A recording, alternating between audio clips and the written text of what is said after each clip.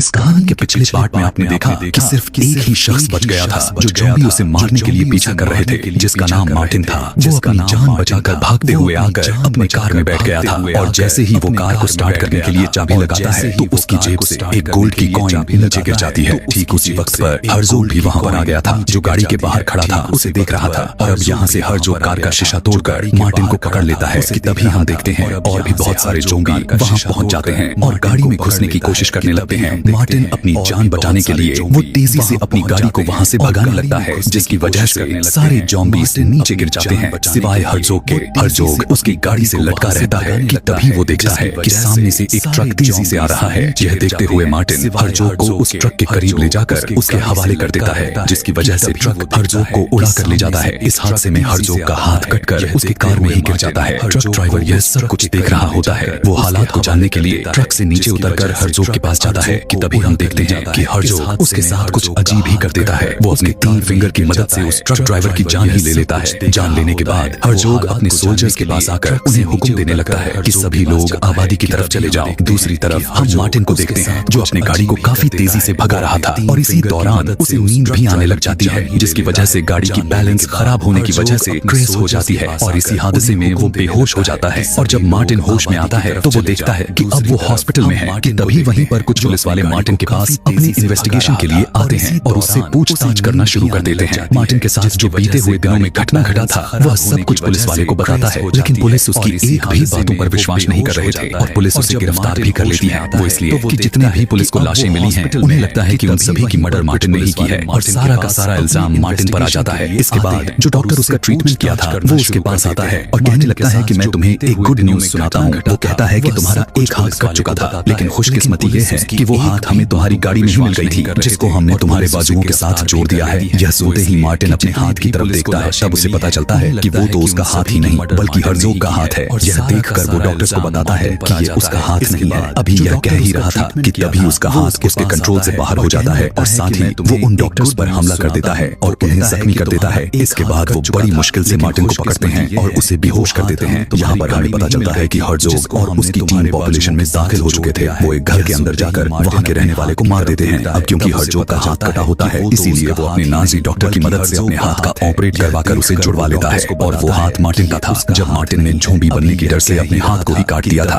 और वही हाथ इन लोगों को मिल गया था जो अब हरजोग के हाथ में है। यहाँ पर हम देखते हैं कि हरजोग के अंदर इतना ज्यादा पावर्स थी कि जब डॉक्टर मार्टिन के हाथ को उसके पास लेकर जाता ही है तब वो खुद आपस में जुड़ जाता है। इसके बाद हरजोग को एक कब्रिस्तान में दिखाया जाता है और इसी कब्रिस्तान में उन जर्मन सोल्जर को दफनाया गया था। हरजोग उसे दोबारा से जिंदा करने की कोशिश करता है लेकिन इसमें वो नाकाम हो जाता है। तब इनका डॉक्टर हरजोग को बताता है कि इन कब्रों में पड़ी मुर्दों की लाशें काफी पुरानी हो चुकी हैं और वो गलकर सड़कर खत्म हो चुकी हैं और अगर हम चाहते हैं कि ये दोबारा जिंदा हो तो इसके लिए हमें फ्रेश डेड बॉडीज यानी जिंदा लोग चाहिए होंगे। यह सुनते ही हरजोग वहीं के एक चर्च में जाता है। वहीं पर एक आदमी होता है जिसका नाम पृष्ठ होता है। वो उसे मारकर उसके चेहरे पर हाथ रखता है जिसकी वजह से वो दोबारा जिंदा हो जाता है और वो भी उसकी सोल्जर में शामिल हो जाता है, यानी अब वो भी उसका एक स्लेव हो जाता है। यहाँ पर हमें पता चलता है कि हरजोग काफी पावरफुल था। यहाँ पर हम मार्टिन को देखते हैं जो हॉस्पिटल के बेड पर होता है और उसको बेड पर काफी टाइट तरीके से बांधा गया होता है। उसी के साथ बाहर एक पुलिस वाला भी होता है जो गहरी नींद में सो रहा था कि तभी मार्टिन के पास एक बच्चा आता है जिसका नाम बॉबी होता है। वो बच्चा दरअसल अमेरिकन ट्रेवलर था, इसीलिए जब वो देखता है कि पुलिस वाला सो रहा है तो इसी का फायदा उठाकर मार्टिन के कमरे में चला जाता है। वहाँ उसकी नजर उसके हाथ में लगे हुए ज़ॉम्बी के हाथ पर पड़ती है जो कि उसको काफी अच्छा लगता है। जिसके बाद वो उस पिक्चर को खींचता है और उस पिक्चर को ज़ॉम्बीज हंटर जिन्हें ज़ॉम्बीज स्क्वाड भी कहा जाता है यानी जो ज़ॉम्बीज का शिकार करते हैं उनको सेंड कर देता है। उन ज़ॉम्बी स्क्वाड का ताल्लुक अमेरिका से था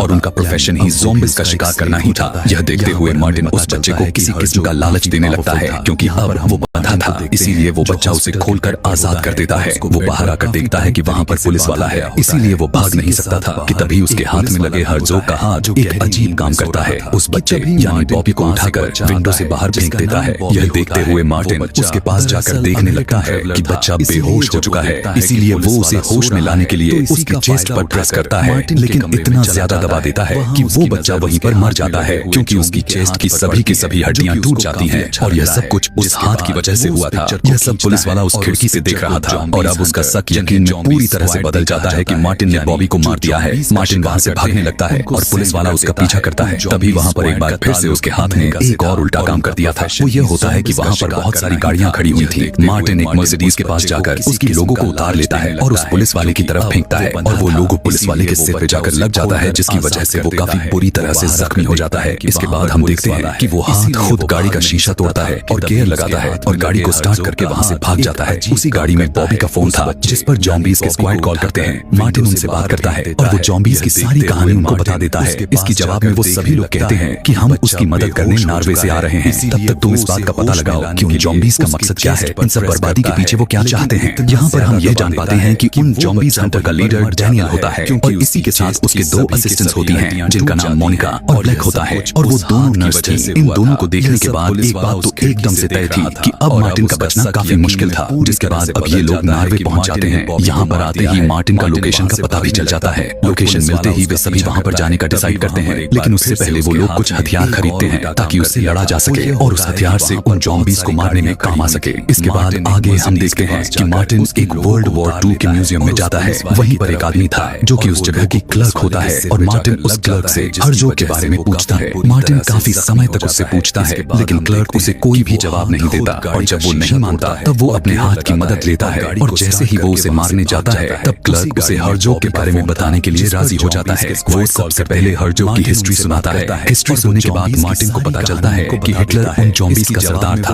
उसने हर्जोग को एक टास्क दिया था। उस टास्क में यह था कि उसे एक गांव को खत्म करना था जिसका नाम टेलविट था। वो लोग टेलविट में जा पाते उससे पहले ही ऑक्सफोर्ड के लोगों ने उन्हें मार डाला। इसके बाद मार्टिन अंदाजा लगाने लगता है कि यह सब कुछ वो अपने ओनर को जो उन्हें हिटलर की तरफ से मिला था उसे पूरा करने जाते हैं। उसके पास एक मैप पड़ा था जिससे उसे यह पता चलता है कि वो गांव जिसका उन्हें ऑर्डर दिया गया था खत्म करने के लिए यह म्यूजियम भी बिल्कुल ठीक उसी जगह पर थी। अभी मार्टिन मैप को देख ही रहा था कि तभी बाहर से लोगों की चीखने चिल्लाने की आवाजें आना शुरू हो जाती हैं। बाहर देखने पर उसे पता चलता है कि वहां पर हर्जोग आ चुका था और वो अपनी पूरी टीम के साथ था और वो लोग वहां पर मौजूद लोगों को मारकर उन्हें भी जॉम्बीज बनाते जा रहे थे। तभी वो एक आदमी को पकड़ते हैं और उसकी सारी की सारी अंतड़ियों को खींचकर बाहर निकाल देते हैं। जिसके बाद हर्जोग भी उस म्यूजियम में प्रवेश करता है। वहीं पर हम देखते हैं कि मार्टिन और क्लर्क अपनी जान बचाने के लिए उसी म्यूजियम में छुप गए थे। वो एक डमी बने होते हैं ताकि जॉम्बीज उन्हें पहचान ना पाए। हर्जोग की नजर उसी मैप पर पड़ जाती है और उसे उठा लेता है और वहां से चला जाता है। उसके जाने के बाद जब मार्टिन बाहर आता है तब वो देखता है कि कुछ जॉम्बीज बाहर घूम रहे होते हैं। यहाँ पर मार्टिन अपने उस हाथ को इस्तेमाल करता है और एक एक करके सभी जॉम्बीज को मार देता है कि तभी मार्टिन उन मरे हुए आदमी के चेहरे पर अपना कटे हुए वाले हाथ रखता है जिसकी वजह से वो आदमी जिंदा हो जाता है। यह देखकर मार्टिन काफी डर जाता है और वो उसे फिर से मार देता है। यहाँ पर उसे पता चल जाता है कि अब वो भी काफी पावर्स का मालिक है और वो भी अब मुर्दों को जिंदा कर सकता है। यह सोचते हुए वो उस आदमी को फिर से जिंदा कर देता है। ठीक उसी वक्त एक कुल्हाड़ी आती है और उस आदमी के सिर पर लग जाती है जिससे वो मर जाता है। और ये कुल्हाड़ी किसी और ने नहीं बल्कि जॉम्बी हंटर डैनियल ने मारी थी और उसके बाद वो उसकी पिक्चर्स बना लेता है। यहाँ पर मार्टिन उन्हें अपनी हाथ का पावर दिखाते हुए उसे फिर से जिंदा कर देता है।